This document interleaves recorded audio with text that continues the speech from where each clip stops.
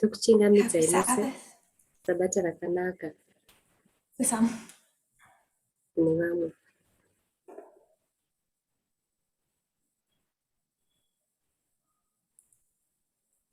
If you kneel with me, we'll start with a silent prayer.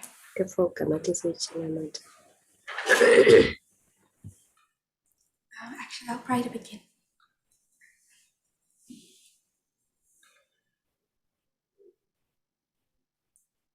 Dear Lord, I pray for a blessing upon this camp meeting, tinamatira chikomborero pamusangano uno that you'll be here with us. kuti munge muinesu patiri pano. We know the statements made in the last camp meeting. Tinoziva zvakataurwa mumike meeting yapfuura. The history that we are currently privileged to be a part of. Nhoroondo yatakakomborerwa ngetiri kufamba mairi. We pray for your wisdom, Tonamatirawo ruzivo your rwenyu guidance, nekutungamirirwa nemi, that you might not just have a successful people, kuti musangovawo nevanhu vanobudirira but weak and sickly, asi vachirwara.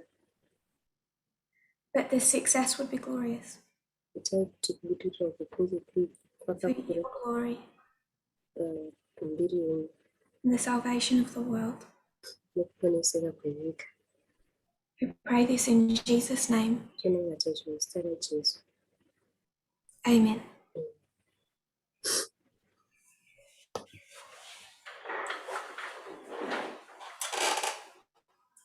All the translators should have access to the translation document.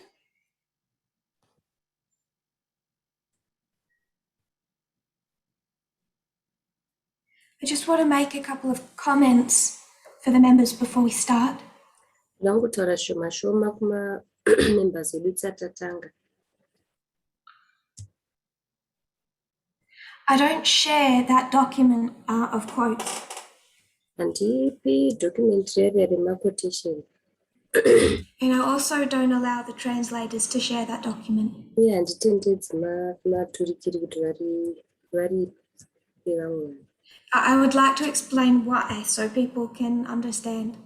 Nda kuti nditsanangure kuti nemhaka yeiko vanogonzwisisa.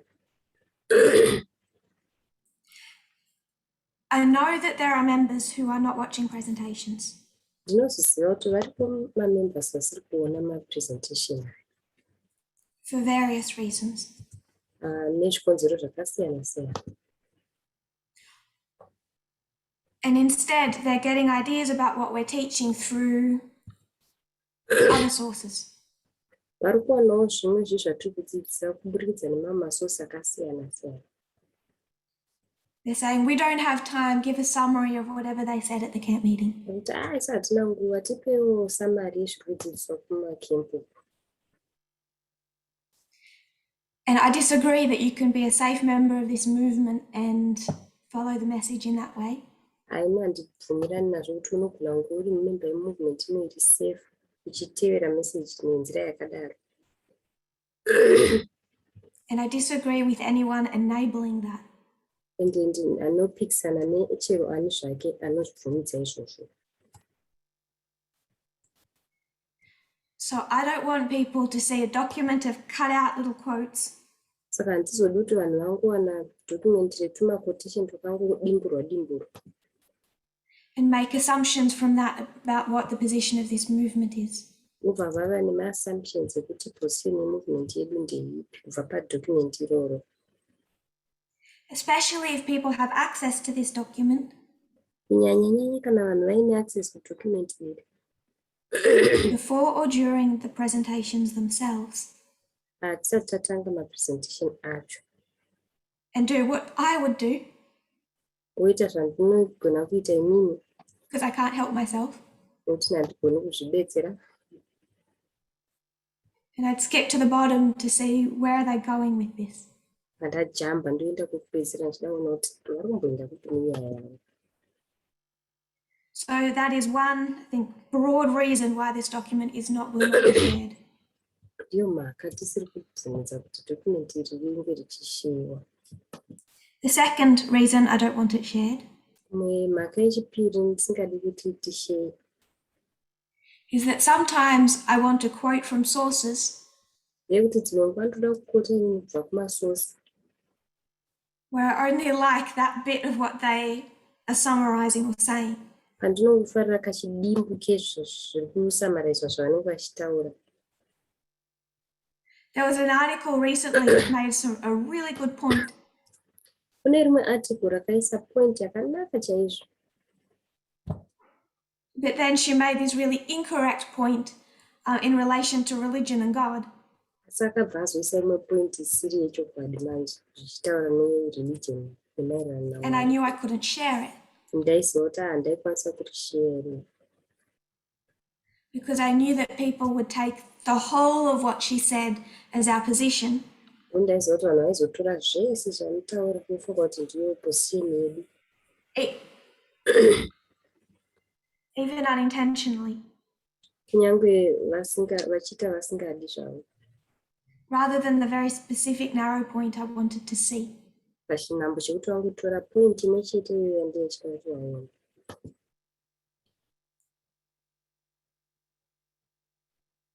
And people can trip over that when they look up their own sources. Vanhu vanowanzokudonha pavanotsvaga masources avo vega. As much as possible, I want to avoid that when it's my sources. Zvakanyanyisa ndoda kuti ndizviavoid kana ari masources angu. The third reason I don't share it. Mhaka yechitatu sei ndisingazvishare izvozvo. In my experience, especially during my earlier time teaching, Mumwe experience yangu kunyanya pandaidzidzisa kudhara. it was almost always men who asked me for those documents. Vakawanda vaingondikumbira madocuments vakanga vari vanhurume chete. And the amount of access and help that men have had in this movement. Amount ye-access nerubatsiro rwakawanikwa nevarume movement inoyi. The amount of training the men in this movement have had in comparison to the women in this movement. Kutrainwa kwavakaitwa kwakanyanya tichikompea nekutrainwa kwakaitwa madzimai movement ino.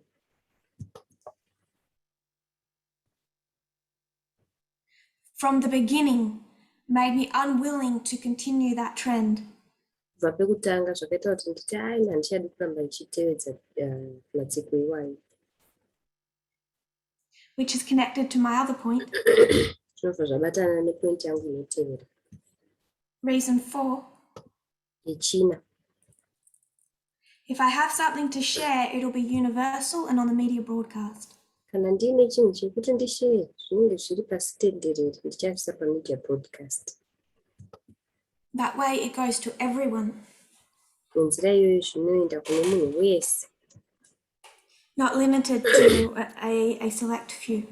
Hatizongolimiti kuvanhu vashoma shoma vasanangurwa. I want people to watch the presentations to understand the context. Kuda kuti vanhu vaone mapresentation aya kuti vaone context yacho yese. And while most people might behave properly, Apo vanhu vakawanda vanogona kubehave zvakanaka.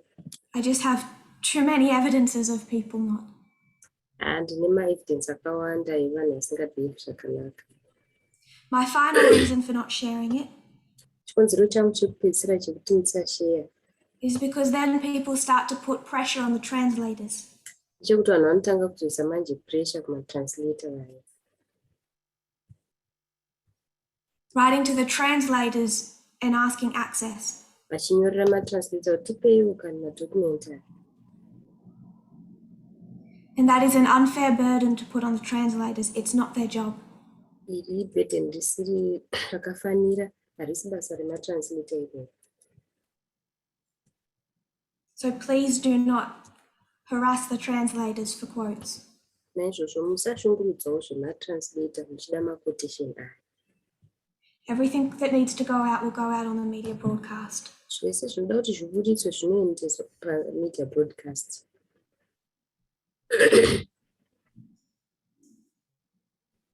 I had one other point, I forget it. Ndine rimwe point akundati kukanganwa. so the translators know that it's not to be shared. Amatranslator anozviziva kuti document hazvisheyiwi. Especially when covering history, Kunyanya patinenge tichitaura nezvenhoroondo. as long as it can be seen to be accurate and seen in other sources, Kunyange richionekwa riri accurate and richionekwa kune mamwe sources.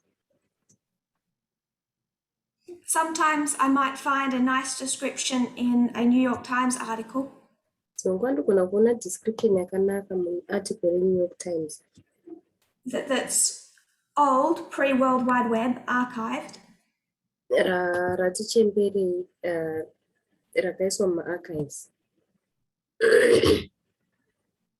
Other than that type of example, Wikipedia is really helpful. Kunze kweexample yakaita saiyoyo, Wikipedia inowanzokubatsira chaizvo. And it's not that there's some top secret, hard to access sources. Hazvisi kuti masecret access ari top secret ayo. If you want to double check what he said, Kana kuda kuongorora iwo zvinenge zvakataurwa. I'm not blocking you from doing that. Handisi kukudzivirira kuti usazviita ayo. It's really quite easy. Zviri nyore chaizvo.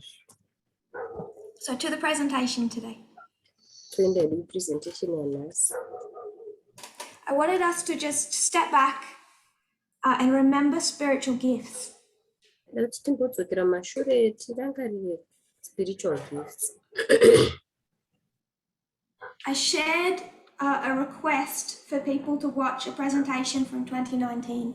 Ndakaita chikumbiro chokuti vanhu vaone presentation yakaitwa muna 2019.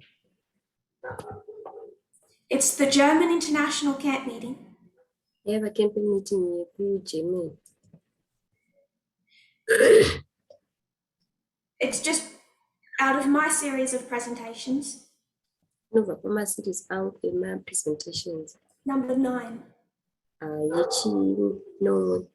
That was sent out and people were requested to watch. Atakazviburitsa izvo vanhu vakanzi vaone zvavo.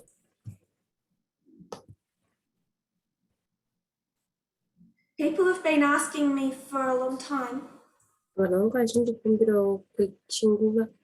what do we share to people who are not part of this movement? Kuti tinopa vanhu vasiri movement ino material ipi. In the last little while when I have engaged with those people, Pachinguva chishoma chapfuura pandakataura nevanhu ivavo. especially on issues of equality, Nyanya panhau dzeequality. that's where I started them. Ndopandakavatangira ino. Presentation 9 of the German Camp Meeting. Presentation 9 yeGerman Camp Meeting. It lays out Eden to Eden, Inotiradanurira Eden kusvika Eden. shows the time period we're in now, Yotiratidza nguva yatiri kurarama mairi. and it's a neat witness of the methodology we use. Witness yakanaka yemethodology yatinoshandisa. And when it comes to our conclusions, Kana tosvika pamaconclusion edu, it really forces people into a corner. inonyatsomanikidzira vanhu kuenda pakuona chaipo.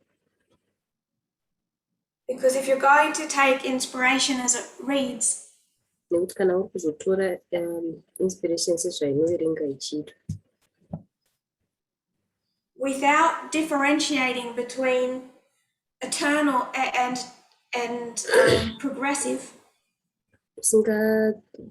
usingasiyanisi pakati pe-progressive ne-eternal, going to get into very hard places. uchasvika panguva dzakamanikana chaizvo. Now that doesn't mean we don't believe in quotes. Hazvirevi izvo kuti hatibhelieve mumaquotes. At this end of this camp meeting, I might throw some quotes at you. Ndichagona kuisirai maquotation kokupedzisira. And people who don't like those quotes Vasingafariri maquote aya say you're attacking us with quotes. vanoti maakutiataka nemaquotation keni. I thought this movement didn't do that. Ndafunga kuti movement ino haiiti izvozvo. We do, we just know what is not dispensational. Tinoita, tinongoziva kuti zvisiri dispensational ndezvipi. We rightly divide the word of truth. Tinopatsanura shoko razvokwadi zvakanaka. It's been over 2 years since that German camp meeting. Kwapfuura makore maviri camp meeting kuGermany iyoyo yaitwa. We laid out spiritual gifts next to the great controversy. Takaradamura spiritual gifts paside negreat controversy.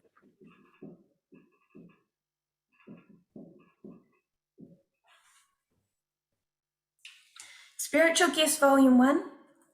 Spiritual Gifts Volume 1. You go to chapter 33, we'll get into the thick of the action.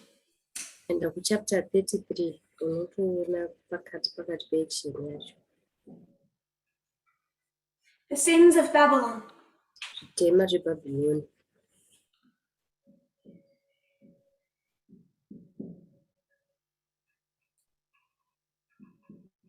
Chapter 34.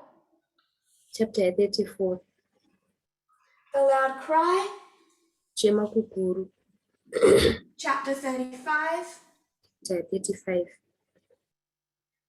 The close of probation. Kuvharwa kwemutsa. Chapter 36. Chapter 36. Time of trouble. Nguva yekutambudzika. That's not the exact names. Asi mazita acho chaiwo chaiwo. Doesn't say close of probation. Haitauri kuti kuvhara kwemutsa. It says the third message closed. Inoti message yechitatu inovhara. But we all know what that means. Asi tese tinoziva kuti zvinorevei. So we laid out Spiritual Gifts Volume 1. Takawaridza Spiritual Gifts Volume 1. And we saw that this document by Ellen White, tikaona kuti izvi zvinyorwa zvaEllen White, it was laying out what should have happened if the Millerites had not gone into the Laodicean condition. zvaiwaridza izvo zvaifanira kuitika dei maMillerites vasina kuenda mucondition yeLaodicea. And if they hadn't have gone into that condition, vakanga vasina kuenda mucondition iyoyo, that sin would have fulfilled Revelation 18 in its entirety. chitema ichocho chaizozadzikisa zvakazarurwa 18 zvachose. And that sin was what? Chitema ichocho chaiva chii? Slavery. Utapwa. Because this is the history of 1798 to 1863.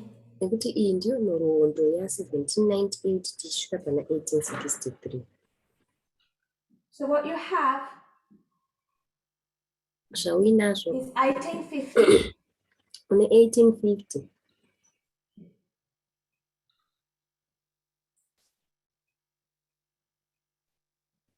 As their Sunday law. seSunday law yavo. 1861 as their close of probation. 1861 sekuvharwa kwemutsa kwavo. 1863 is the second advent. 1863 sekudzoka kwaJesu kwechipiri. Question. Mubvunzo. Where did that 1850 compromise take place? Compromise ya1850 yakaitika kupi? The United States. KuAmerica. Did all other countries start to bring in their compromises afterwards? Dzimwe nyika dzakatanga kuzoudza here macompromise adzo mushure mezvo. Now I know it was a history of failure. Ndinoziva kuti yaiva nhoroondo yefailure. But even with a history of failure, Kunyangwe yaiva nhoroondo yakakundikana. this first issue in Millerite history Issue yekutanga iyi muMillerite history would have remained largely localized to the United States. yaizinge yakanyanya localizer United States. This compromise was limited Compromise yakanga to the states then that composed the USA. kuma states ayo akanga akagadzira United States. And if people have a problem with how limited in scope this history is, Kana vanhu vaine dambudziko nekuti history yakalimitwa sei, come down to the time of trouble. ngatisvike panguva yekutambudzika. How global is that? Kuti zvinenge zviri zvichibata here pasi tenderere. What countries are suffering under a civil war? Inyika dzipi dzinenge dzichitambudzika pa-civil war? This is localized inside the United States. Zvakanga zvakalocalizwa mu-United States chete imomo. Now we know that the message had gone across to Europe. Tinoziva kuti meseji iyi yakanga yaraudzira kuenda kuEurope.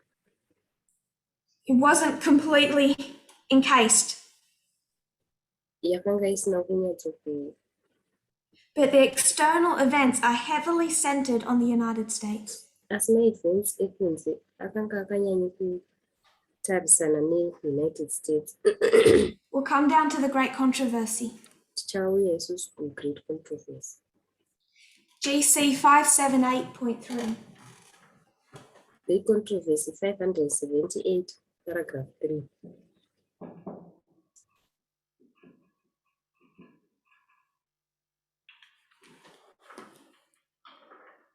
Now we're dealing with a new history. Takutaura nehorondo itsva. The prophecy of Revelation 13 declares that the power represented by the beast with lamb-like horns shall cause the earth and them which dwell therein to worship the papacy.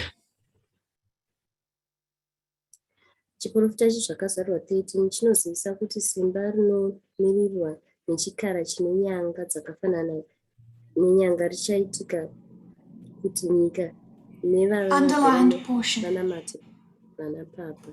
It has been shown that the United States is the power represented by the beast with lamb-like horns, and that this prophecy will be fulfilled when the United States shall enforce Sunday observance, which Rome claims as a special acknowledgement of her supremacy. Zvakaratidza kuti United States isimba rinomirirwa nechikara chine nyanga dzakafanana negwayana, uye kuti chiprofita ichi chichazadziswa apo United States ichazadzisa mhembero nesvondo iyo inonzi neRoma sekuremekedzwa kukuru kweukuru. Now we know that this sequence of events is repeated in the Great Controversy chapters. Takuziva kuti maevents aya anodzokororwa mumachapters eGreat Controversy. But here she makes the point. Asi apa anobva atipa point. But in this homage to the papacy, the United States will not be alone. The influence of Rome in the countries that once acknowledged her dominion is still far from destroyed, and prophecy foretells a restoration of her power. Kuti mu-influence yeRoma, nyika idzo dzaimboateera simba rayo dzinenge dziri kure nekuparadzwa. Apo chiprofita chinotaura kudziristorwa kwesimba reRoma. End of the quote. In both the old and the new world, the papacy will receive homage in the honour paid to the Sunday institution that rests solely upon the authority of the Roman Church. Nyika yekare nenyika itsva, papasi ichagamuchira homage neona inopiwa svondo kuma-institution So before people misunderstand what that looks like, vanhu vasati varasika kuti zvinotaridzika sei. if you don't know what that looks like, what do you do? Kana usingazivi kuti zvinotaridzika sei, unoita sei? Homage to the papacy. Homage kupapasi. What do you do if you don't know what that looks like? Unoita sei kana usingazivi kuti zvinotaridzika sei? You go to the presentation summary of 2020 to 2021. Unoenda presentation summary ya2020 kusvika 2021. You scan through the pages. woongorora mapages acho.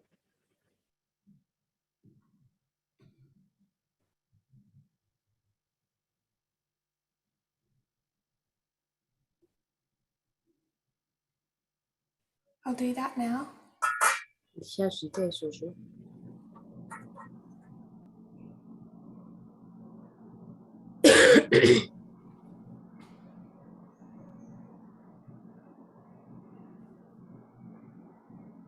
It's on the last page. Iri papeji yekupedzisira. April this year, April gore rino. Guadalupe camp meeting, Meeting Guadalupe. presentation 2, Presentation yechipiri. homage through hatred. Hanzi homage through hatred. Then you go to the Midnight Cry website. Uendewo pawebsite reMidnight Cry. You go to Tess Lambert 2021. Uende pakanzi Tess Lambert 2021. Go down till you find Guadalupe. Wodzika kusvika Guadalupe. Click on Guadalupe. Ubaya Guadalupe. Find presentation 2. Utsvaga presentation yechipiri. We have no excuses now to misunderstand. Asina maexcuse ekuti musanzwisisa. We all know where to find information. Takuziva kuti information inowanikwa papi. So I won't go into now explaining great controversy. Saka handichatangi nekutangidza kutsanangura great controversy.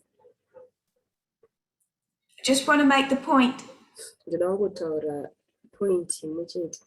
She says old world and new world.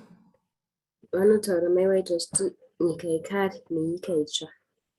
What does she mean by old world? Vanoreveiko pavanoti nyika yekare? 3SM. Tikaenda ku 3SM 392.1. 392 ndima ya1. Review and Herald. Kana ku Review and Herald. February 7, 1893. February 7, 1893. Paragraph 12. Ndima ya12. Great Controversy 450.1. Kuenda zvekare paGreat Controversy 450 ndima 1. And 615.2. Ne615 ndima 2. So we know the time period context. Saka tinoziva time period context yacho. From here it's easy. Kubva apa zvinhu zvakati pfavei. The so-called Christian world is to be the theatre of great and decisive actions. Iyo inonzi nyika yechikristu inofanira kuva yemitambo. So what's the theatre now? Uye zvekutora matanho. Saka theatre chii izvezvi? Here it was local. Apo yakanga iri It's the local. United States. Yakanga iri United States. And it is in a small way extending out, but minor compared to this. Inopfachukira hayo but zvishoma shoma tichikompera kune izvi zvirikutaurwa. Now she's emphasizing the whole of the Christian world. Apa vakuemphasiza nyika yechikristu yese. But she does not say the whole of the world. Asi havatauri kuti nyika yese pasi tenderere. If your world was not Christian in 1893, Kana nyika yako yakanga isiri yechikristu muna 1893, then you would have a problem with the Adventist concept waizoita dambudziko neconcept yechisavadha iyi. that there was to be a Sunday law in the United States, Kuti kwaizova nesunday law kuUnited States, and then country after country after country. nyika imwe neimwe neimwe Ghana, India, China. Ghana, India, China. This was never a United States and then every country in the world thing. Hazvambobvira zvakati United States ndenyika dzese pasi tenderere.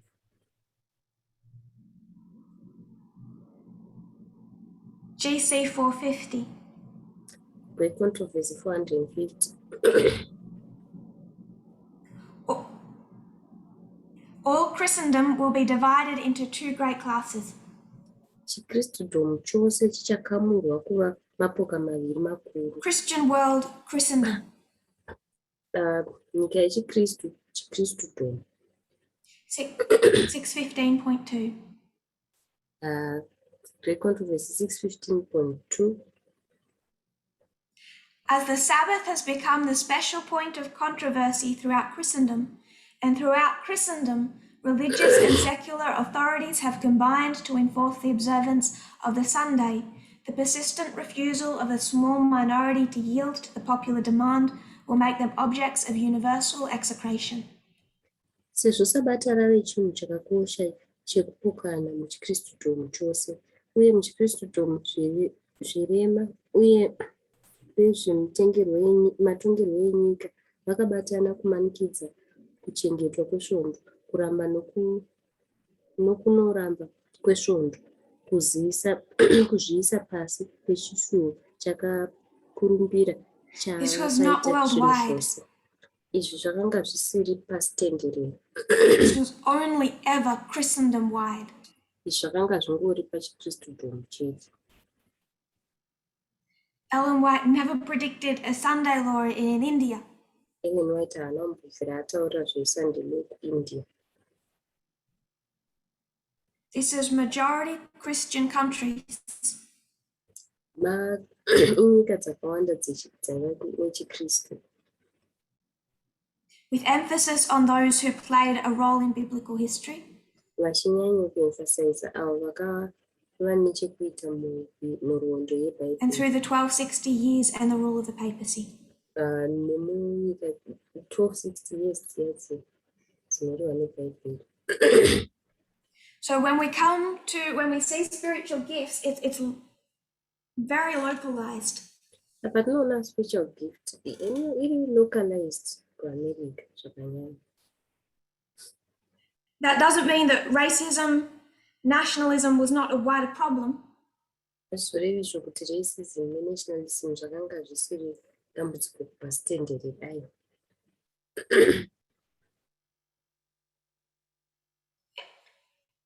And the Sabbath not being kept is also a wider problem here too. Kusachengetedzwa kwesabata rakanga ritori dambudziko pasi tenderere. But the prophetic story is very restricted here. Asi nyaya yechiprofita yakanga yakangotenderera paUnited States. And when you see the civil war, that's easy to see. Paunotozoona civil war iyaya, unozoona zviri nyore kuona. So this has a narrow focus. Saka apo pakanzi time of trouble pane focus iri naro. This has a wider focus of Christendom. Iyi yeGreat Controversy ine focus yakati kurei yechikristudhomu. Neither were global. Dzese dziri mbiri hadzaipoteredza We come to our pasi tenderere. history. Tazouya kunhoroondo yedu. Draw out what we all know. Ndichatara zvatinoziva tese. Eve, Cain, Ham. Eve, Cain naHam. The chiasm. Chiasm iya yatinoziva tose. Race, worship, gender. Kusarura ganda, nyaya dzekunamata nenyaya dzegender. This was more localized than anything else. Izvi zvakanga zviri localized zvakanyanya kupfuura zvimwe zvinhu zvese. This spreads wider. Zverusarura ganda. Tauya pamunamato Now we come to unotekeshera. 1989. Tauya kune zvegender pa1989. Going to quote from the Time of the End magazine. pota inini kubva pa-Time of the End magazine. The whole world is going to be brought to an eternal decision as the three angels' messages swell into a loud cry. But the prophetic focus is on the part of the world known as Christendom. Christendom, to understand this prophetic sequence, we should view these scenes within the setting of the Christian world. Nyika yose ichaunzwa kusaridzo yekusingaperi sezvo mharidzo dzengerosi nhatu dzinozvimba mukuchema kukuru, asi chiprofita chinotariswa kune chikamu chenyika chinozivikanwa sechikristudhomu. Prophetically, the focus is on Christendom. The symbols associated with the prophetic testimony of this time and hour must be understood within the context of Christendom. See Testimonies Volume 9 and 16. The main group of people to respond to the final message of mercy comes from Christendom. Nechiprofita iko kutaura kuri pachikristudhomu, zviratidzo zvine chekuita nechiprofita chechipupuro chenguva ino neawa chinofanira kunzwisiswa mukati nemaererano nechikristudhomu. Ona Testimonies Volume 9 page 16.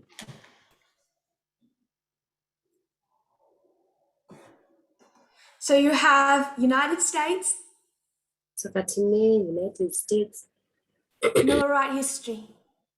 nhoroondo yemamillerites. You have 1888 history, Tine nhoroondo ya1888 Christendom. nechikristudhomu. And what does Elder Jeff believe in 1996? Elder Jeff anotenda zvipi muna 1996.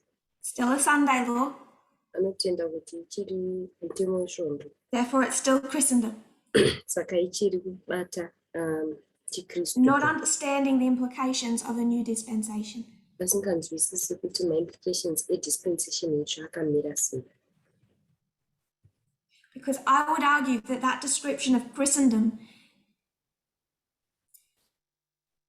Nekuti ndaiti inini is dispensational. ndaitaura ndichiti muono wekristudhomu iwoyo uri dispensational. When the issue was worship, Apo issue yaiva yezvekunamata, then you're going to see that limited to Christendom.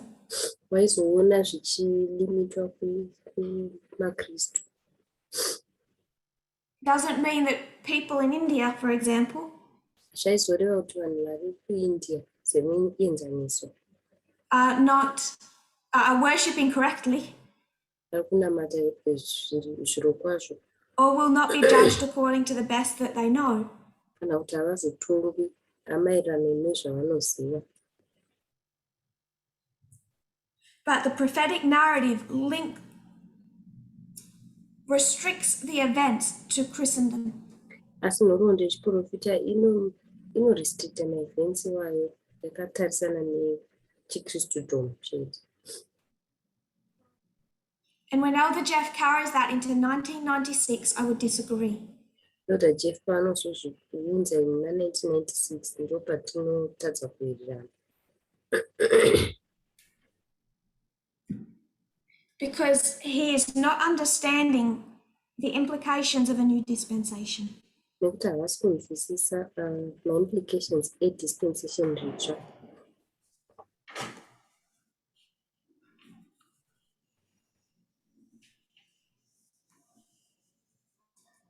We have Millerite. Tine mamillerites. I'm going to say it's limited. Ndichataura kuti yakanga iri limited. 1888, Toita nhoroondo ya1888 Christendom. yakuita chikristudhomu.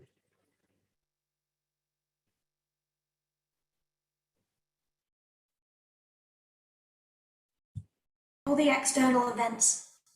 Maevents ese ari external. Global. Pasi tenderere. You can have it global. Partly because there's a World Wide Web. nepasi tenderere nekuti pane But it's Sunday law. asi Sunday law. Sunday law is restricted to Christendom.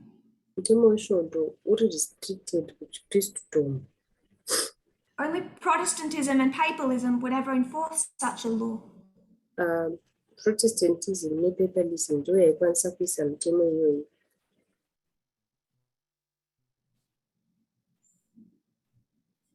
But gender. Asi nhau dzegender. When you come to gender, you need to see that through Protestantism or Papalism. Ukauya kunhau dzegender unofanira kuzviona muprotestantism nepapalism. One witness. Witness. We're in the time of trouble. Tiri munguva yekutambudzika. Find me a place that's been spared. Titsvagirewo nzvimbo iyo isina kumbobatwa nenguva yekutambudzika iyoyo. This is not the Civil War. Haisisiri civil war iya. This is global. Zvapasi tenderere. I ask that everyone review that 9th presentation for a few reasons. Ndakakumbira kuti vanhu vese vatarise presentation iyoyi chinomwe nemareasons mashoma. And the 10th and 11th, which was the final one as well. Uye yechi-10 neyechi-11 It was here that equality was nailed into our message. ndipo apo equality yakawaridzwa mumessage yedu. And the platform for our reasoning of the equality of gender. Ndipo pane platform yekureasona kwedu kweequality yegender. And if you watch that through your eyes now, Ukazviona nemaziso ako izvezvi, you should be able to see why gay marriage was inevitable in this movement. waifanira kuona kuti sei gay marriage yakanga iri inevitable mumovement. It was clear enough in that presentation where we were heading. Zvakanga zvakajekesesa mupresentation iyoyo kuti takanga takananga kupi. Which is why many people did not wait until now to leave. Ndiyo mhaka vanhu vakawanda vasingamiriri kusvika izvonizvi kuti vasiye. So there's a couple of things I wanted to take from that presentation. Pane zvinhu zvakati zvandinoda kutora kubva mupresentation iyoyo. I think people think I'm more aggressive on the issues of equality now. Ndinofunga kuti ndaane ukasha tichitaura nenyaya dzeequality izvezvi. Perhaps they weren't among the number that felt targeted back then. Ndifunga vanga vasiri pakati penhamba yakanga yakaona yakanangwa panguva But I iyoyo. did think one thing in that presentation which was very, very deliberate. Asi ndakaita chinhu chimwe chete mupresentation iyoyo chakanga chiri chandakaita ndichitoda. And I wondered whether or not I would do it. Ndaifunga kuti ndozviita here kana ndorekedza. And I agonized over it. Ndakashushikana pamusoro pazvo. Because I knew it would be controversial. Nekuti ndaiziva kuti zvichava controversial. I knew it would look racist. Ndaiziva kuti zvinogona kutaridzika sezviri rusaruragana. And I decided to do it anyway. Asi ndakafunga kuti arega ningozviita. Because I did not want to sell out the test of this dispensation. Nekuti ndaisada kutengesa test yedispensation iyi. Because of that fear. Nekuda kwekutya ikoko. What I did was line up 2015. Ndakalaina 2015. External and internal. Maevents ari ekunze neemukati. And externally, Kunze, we saw gay marriage. takaona gay marriage. Internally, we see women's ordination. Mukati takaona kudhima kwemadzimai. Externally, we see what should have been the rise of Hillary Clinton. kunze takaona kuti kwaifanira kuita kusumuka kwaHillary Clinton. Through that time period, we compared and contrasted the glorious land with Adventism. Munguva iyo takakompea nekontrasta glorious land America nechisavada. The glorious land actually did pretty well. Glorious land yakatoita zvakanaka.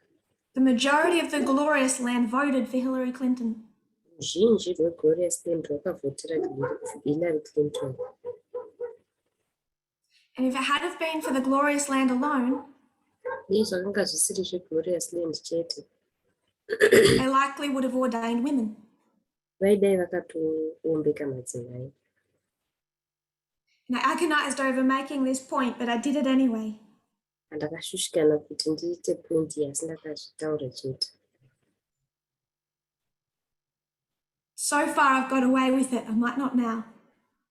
Izvezvi ndakangonzvenga zvangu asi pamwe zvimwe zvitogona kusanzvenga. It was other influences that stopped the glorious land in 2015. Pane mamwe influences akarambidza glorious land in 2015. Externally and internally. Tichitarisa kunze nekutarisa mukati. And within Adventism, tichitarisa muchisavada, it was largely representatives from Africa that stopped the ordination of women. ruzhinji rwemarepresentatives vaibva kuAfrica vakarambidza kuombekwa kwemadzimai. Now I knew the test then was gender. Ndaiziva hangu kuti chaiva testa inhau dzegender. FFA, no one was going to leave that movement if we ordained a black man. FFA hapana aizombobuda mumovement wedei takaombeka munhu wechitema murume. Elder Jeff already had. Elder Jeff akanga watoombeka munhu kutara. But where had I come from? Asi ndandambobva kupi?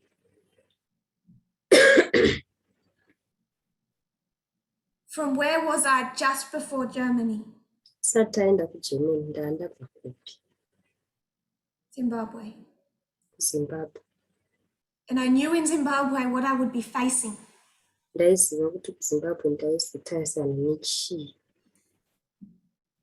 Now there's a former leader of Zimbabwe. Kune mutungamiri weZimbabwe wekare. Hasn't fully conceded he's the former leader. Asati anyatsokubva ngekuti ndiye mutungamiri wekare. People think I can't see what's happening. Panofunga kuti handioni kuti chii chiri kuitika. On movement forums. Pamaforum emumovement iwayo. When these men start sympathizing with former members of the movement, apo vanhurume avo votanga kunzwira tsitsi vanhu vaimbova particularly former leaders from South Sudan. kunyanyanyanya maleaders ekudhara ekusouth Sudan. Who didn't leave leadership, they were kicked out. Vasina kusiya mutungamiri vakaita zvokubviswa. Because of the sexism. Nenhau yavo yesexism. And abuse. Neabuse. That regardless of where it is not tolerated in this movement. Kuti hazvinei kuti inowanikwa kupi haibvumirwi movement inoyi. The most of them deny is even sexism.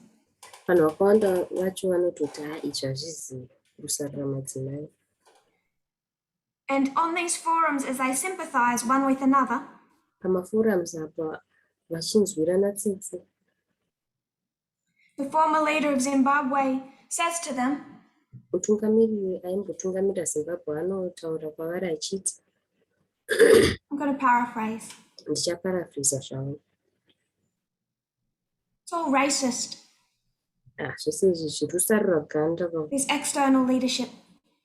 Leadership yekunze.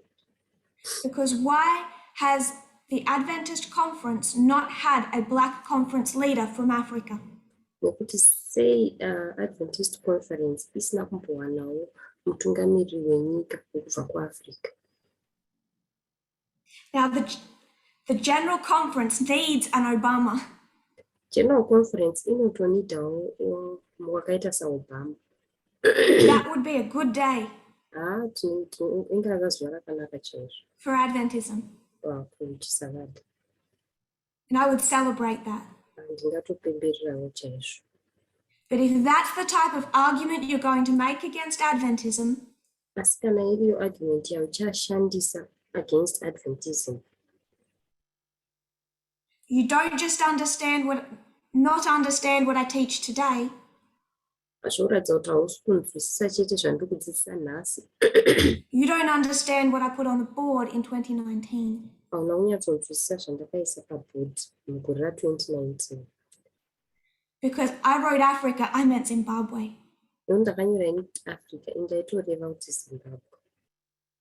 Because I knew what I saw. Ndaiziva zvandakaona. And I just didn't see the present, I saw the future. Handina kungoona zvaiitika ipapo, ndakatoona zviri kumberi. I saw today. Ndakaona zuva ranhasi. I saw the fight we would have. Ndakaona kurwisanisa kwatichange tinako.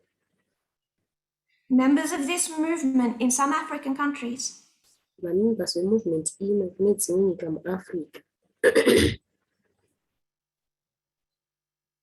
are having their names scratched out of Adventist church books. Vane mazita avo ari kudzimwa mumabhuku echisavada. For not paying dowry. Nenyaya yekuti havana kubvisa roora. Because they're expected to abide not just by Adventism but by culture. Nekuti vanotarisirwa kuti vagare not muchisavada chete asi muculture yenyika yavo. Members within Africa accepting equality are being so persecuted. Vamembers vekuAfrica vari kugamuchira equality vari kupersecutwa zvakanyanya. And I've seen all across the world. Ndakaona zvangu pasi tenderere. I'm not saying racism is not an issue. Handisi kuti racism haisi nyaya. But when you look at the test of gender, Asi ukatarisa test yegender, and you try and look at that through your lens of racism, uda kutarisa wakatarisa nemuono weracism, you will not see it clearly.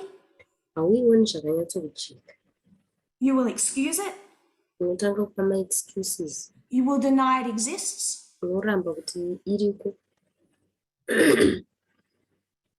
You will oppose my leadership. Unopikisa utungamiriri hwangu. And you will eventually leave. Ende unozongowira kana wasiya zvako. There is not a country on this earth where gender is not a test. Hapana nyika ipi zvayo pasi pano isiri kutestwa nyaya dzegender. And when we focus so heavily through the lens of the United States, we miss that. Patinotarisa takanyanya kurerekera nemuono weUnited States, tinobva tazvimisa. It's still prophetically right to look for the United States. Pachiprofita zviri right kutarisa United States. But we need to see this sin as global. Asi tofana kuona manje chitema ichi sechakatekeshera pasi tenderere. Which means this is not United States sin. Zvoreva izvo kuti haisisiri United States yega. Sexism is not going to start in the United States and spread throughout the rest of the world. Sexism haisi kuzongotanga kuUnited States yozotekeshera pasi pese. It's already there. Itoriko nechekudhara pasi tenderere. There was an article yesterday. Pane article nezuro. In Papua New Guinea, a woman is beaten every 30 seconds. Papua New Guinea, murume mukadzi anorohwa 30 seconds dzega dzega.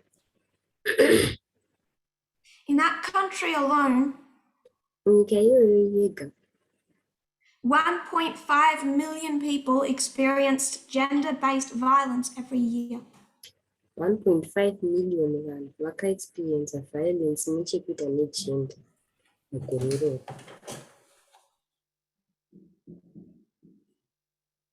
15,444 cases of domestic abuse. 15,444 makesi ekuabhuswa mudzimba. Of over 15,000, tichipfuura only 15,000. 250 were prosecuted. 250 ega pa15,000 idzodzo ndo vakaprosecute. And less than 100 were charged. Mashoma kupfuura 100 vakapiwa macharges. I give some examples. Ndopa mamwe maexamples. A woman's body was found wrapped in a tarpaulin in the back of her husband's vehicle. Bhodhi yemudzimai yakawanikwa yakaputirwa kumashure kwemotikari yemurume wake. When questioned by the police, he has been said to have confessed. Paakabvunzwa nemapurisa akakonfesa iye. She was clearly murdered. Zvakawanikwa pachena kuti akaita zvekuurawa. 2 other men were with him who were implicated. Vamwe varume vaviri vaiva naye vakaimplicatwa. Charges were dismissed. Macharges akadismisswa. Sexism does not start in the United States and spread. Sexism haitangiri muunited states yoita zvekutekeshera. Wherever you are, Kwese kwauri. it's your test. Itest yako. To not just say it's wrong, Kusangotaura kuti haina kushata. if people just did that, we'd all be fine. Iye vanhu vaingodaro tese tanga tiri pazvaita. In 2019, Muna 2019. why do you think we're 2 years later and still not going to work? Sei tiri makore maviri after 2019 asi hatisataenda kubasa. Because everyone currently in the movement in 2019 said sexism was wrong and renounced it. Nekuti munhu wese muna 2019 akati sexism yakashata akati tinoiramba isu.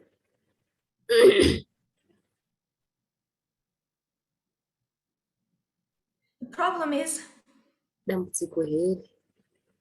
God said, you not just think it's wrong, but you actually can't even see it. Hausi kungoona kuti yakashata asi hautoioni ndo dambudziko.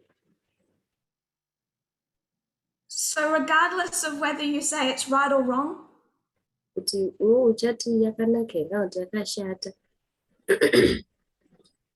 how can you actually rid yourself of it? Uno uchazvibudisa sei mairi. Unless you start listening to leadership, Nzekuti watanga kuteerera vatungamiri. listening to the people, mostly women around you who get it, Uchiteererawo vanhu vakakupoteredza nyanye vechidzimai vanoinzwisisa. believe them, Uvabhilivha. do something about it. Uona chekuita nezvazvo. I knew in 2019 that this would be used Yaiziva kuti muna 2019 zverasism zvaizoshandiswa to excuse blindness to this. kuti vanhu vape maexcuse ekusaona zvegender. And even now, when we see the United States Act, Kunyange izvozvi patinoona United States Act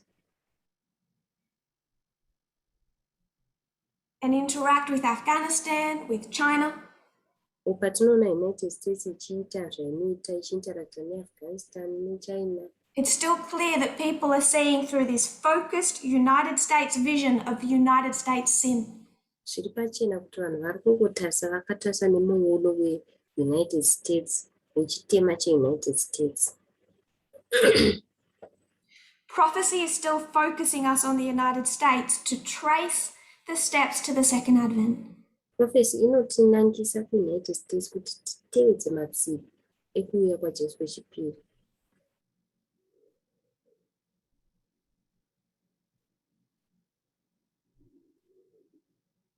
But if you look to that General Conference president, Asi ukatarisa kune mutungamiri weGeneral Conference iyeye, to just Adventism within the United States, wotarisa kuAdventism iri muUnited States chete, to just the government in the United States, wotarisa hurumende yekuUnited States chete, you'll lose sight of how global this test is and how global this issue is. unorasikirwa nemuono kuti test iyi yakatekeshera pasi tenderere sei.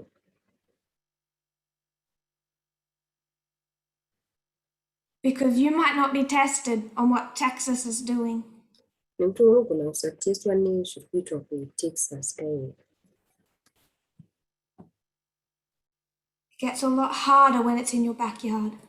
Zvinonyanya kugozha kana zviri munyika yako. People think I've changed. Vanofunga kuti ndakachinja, That somehow I'm backtracking on things I said before. kuti ndakuchinja zvinhu zvandakambotaura kudhara.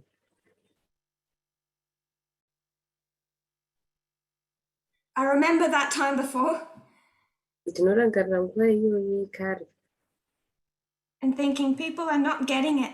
ndichifunga kuti havana havasi kuzvibata. I'm being misunderstood. Ndichiona kuti handisi kunzwisiswa. When I say that the United States response to 9/11 was more complicated, Pandinotaura ndichiti United States kuresponda kwakaita kuna 9/11 kwakanga kuri complicated. that to say that the problems in the Middle East are from colonial borders is too simple. Kuti tikangoti matambudziko ekuMiddle East anobuda kubva kumacolonial borders, zviri too simple. I've always spoken this way. I've always taught this way. Ndakagara ndakazvitaura izvozvo, ndakazvidzidzisa kudhara. What did this movement's position used to be on the Patriot Act? PaPatriot Act movement ino yaimbotora position ipi kudhara? Patriot Act, wicked. Vanhu vaiti Patriot Act yakashata. And I said, no, it's not. Ndakabva ndati haina kushata, Most of it's good. zvizhinji zvayo zvakanaka. The World Wide Web was 12 years old in 2001. Muna 2001 World Wide Web yakanga ine makore 12. They needed restrictions. Vainida kama restrictions. Now, it was misused, Izvi zvakashandiswa zvisina kunaka. but the Patriot Act was a necessary step.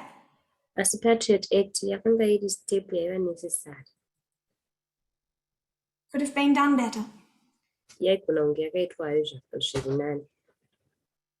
Leaving Afghanistan, Kubuda muAfghanistan necessary step. istep yakanga iri necessary. Could have been done better. Asi yaigona kuitwawo zviri nani.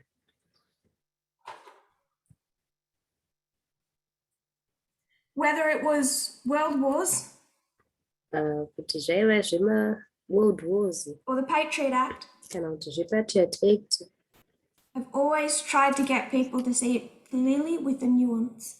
ndaida kuti vanhu vanyatso kuzviona pachena zvine manuance azvo. I want to pick up this same point when we return, but we'll have a break. Ndoda kuzotora point iyoyo inotevera patinodzoka, asi tichange tiine break. If you kneel with me, we'll close in prayer. Mukapfugama neni tichavhara munhu.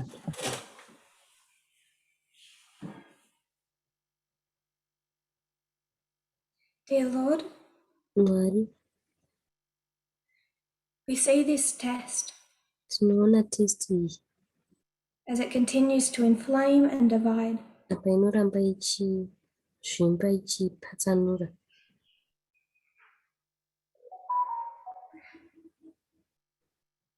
We know you're preparing a people. Tinoziva kuti muri kugadzirira vanhu. For those still divided between two sides, Kunavo vakapatsanurwa pamapoka maviri, looking at both camps, vachitarisa makembi maviri, regardless of their friendships and biases. zvisinei neushamwari hwavo nemabhayasi avo. Open their eyes to the test. Vavhurewo maziso avo kutest iyi. Open their eyes to the inability of the leadership of this movement Vavhurirewo maziso kukundikana kweleadership yemovement ino, to ignore the blindness to sexism, kuignora upofu, kurusarira madzimai, to compromise on gender kucompromise panhau dzegender in this time period, munguva ino yatiri, that we might be a success as a movement, kuti tinge tiine kubudirira semovement, a witness, chapupu, do the work you designed us to do. toita basa iri ramakatigadzirira kuti tiite. I pray this in Jesus' name. Tinamata izvi muzita raJesu. Amen. Amen.